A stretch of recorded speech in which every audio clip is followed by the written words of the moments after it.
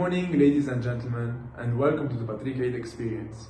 I'm your host, Patrick, and today we're going to be discussing a topic that got the gaming community, the dancing community, and all the courts buzzing. With me today, we have Mr. Nadim Kmeid, a 26-year-old junior associate at the A&M firm in Saudi Arabia who specializes in copyright and infringement laws. Welcome. Thanks for having me. My pleasure.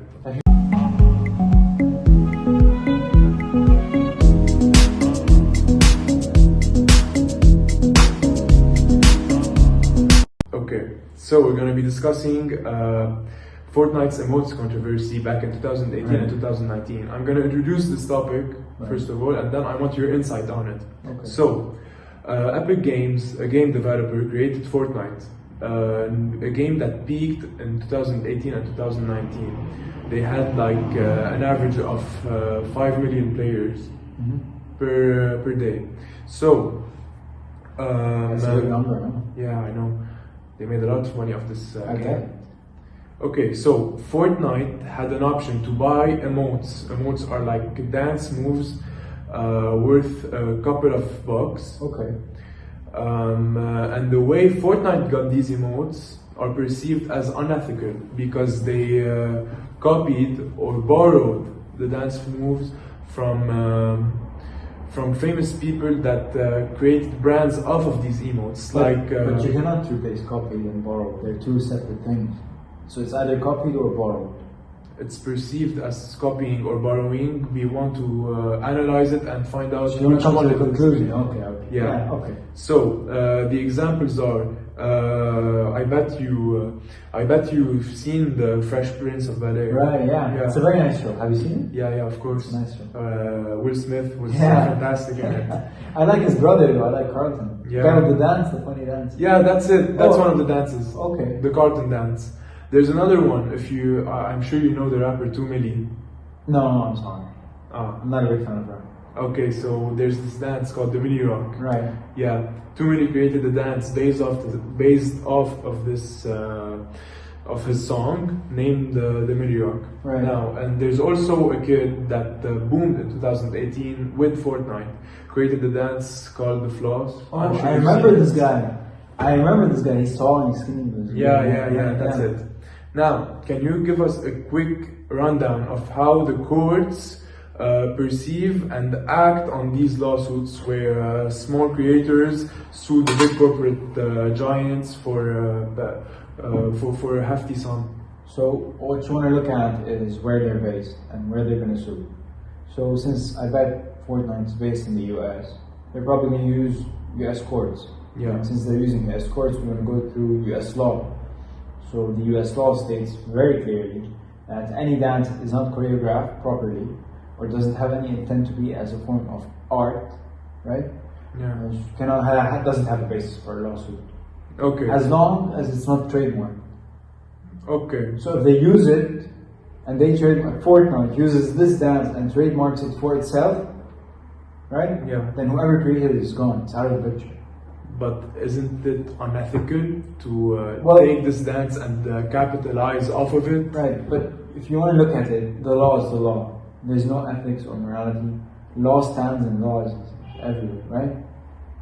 So law dictates what happens. The judge cannot go about making his decision based on morality or ethics or whatever. I would like to say a statement. Right. Not everything legal is ethical, and not everything illegal is unethical. But that's philosophical if you look at it. Like, did the man who steals the bread to feed his kids deserve to go to jail? Yes, since it's the law. But ethically? But ethically and morally, yes, he's right. But what does the law dictate? That he's wrong. Yeah. He's told. Yeah, I get your point. Yeah. Right. Moving on. So, just because something is fair game, does that mean that they just can capitalize off of it without giving any compensation or credit or even credit to the original creator? So we said that it's legal. But look, didn't he get the fame he deserved to get? Wasn't he all over your Insta pages and your Facebook pages and your Twitter? Yeah, but it's bad publicity. It's not bad publicity. Yeah. He got the fame he deserved to get. He did what he had to do with his fame to get his money. But as long as it's not trademarked and it's not choreographed and it's not an artistic form of dance and so on and so on. I would like to get to that point. Can you please explain trademark for the people that don't know what it is? Right. So trademark basically is when you buy or when you put money into the government that allows you to have whatever it is you want, or like a sentence, a store name, like Starbucks. The word Starbucks is trademarked, right? I think the M in McDonald's. The M is trademarked, right? Yeah. So you cannot own a store and call it Starbucks without paying Starbucks the money you owe them to use their name. Same thing goes with everything. A book, a sentence, dance. Understand? Yeah. So if he had trademarked it before, then they would have had to pay him. But in my opinion, big corporations won't pay anyone for a simple dance. Yeah. Yeah. When was the good time or the right time to trademark it? Let's say, for example, at the beginning, it's a risk. For the backpack kid, right? Let's say He would not have taken that risk, because taking that risk would say that he would have to pay for that trademark about $350 yearly. What if he doesn't have the money? And he needs a lawyer to file the papers and so on and so on. He can file them himself on the Federal Court website, but it would be very wrong. Some sentences. Yeah. So you always need a professional's opinion is always it's always recommended. Okay. Moving on.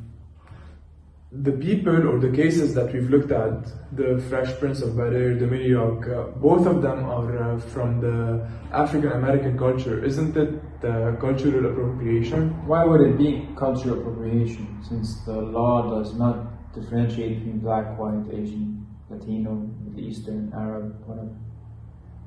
Right? That's a good point. But if you want to look at it from a Fortnite perspective, the backpack kid was white. Wasn't he? He was Latino as well. Yeah, he was. Yeah. That's a good argument. Right. I think that's it. I would like to thank you for this interview. Very I happy. really appreciate it. Thank you very much.